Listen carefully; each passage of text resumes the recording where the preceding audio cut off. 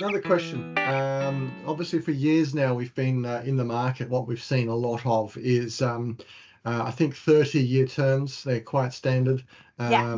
25-year terms happen quite a lot as well. Yeah. But 30-year terms, and that means that effectively you buy your house for whatever price it is, and you Yeah. have 30 years to pay it off. Yeah. If you're good, you pay it off a little bit sooner. They've been talking a lot about 40-year mortgages, and I suppose, look, I suppose it.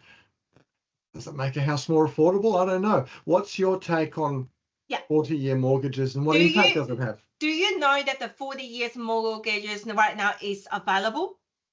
No, I wasn't aware of that. It is actually available. One lender they have done they are doing the 40 years home loan, but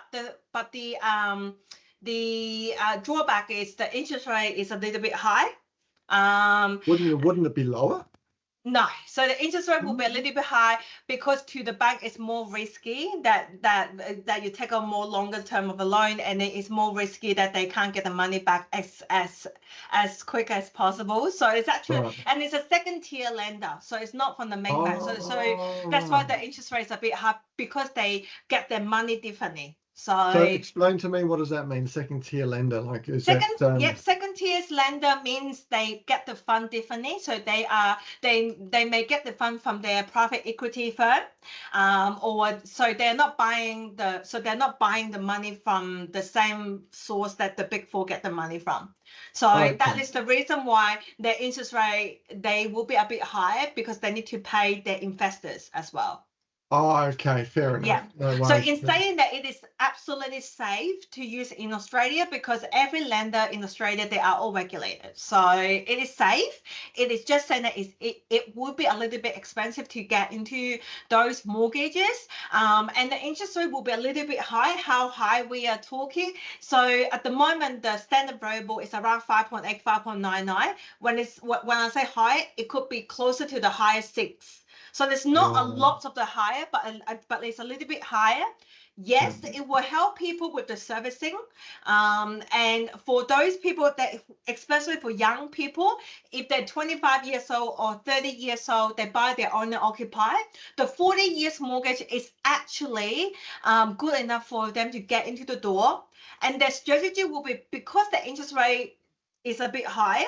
So once they get the loan, once they get into the house, my recommendation is keep paying the mortgage for 1 or 2 years, so to get the habit of it. After 2 years, just refinance it.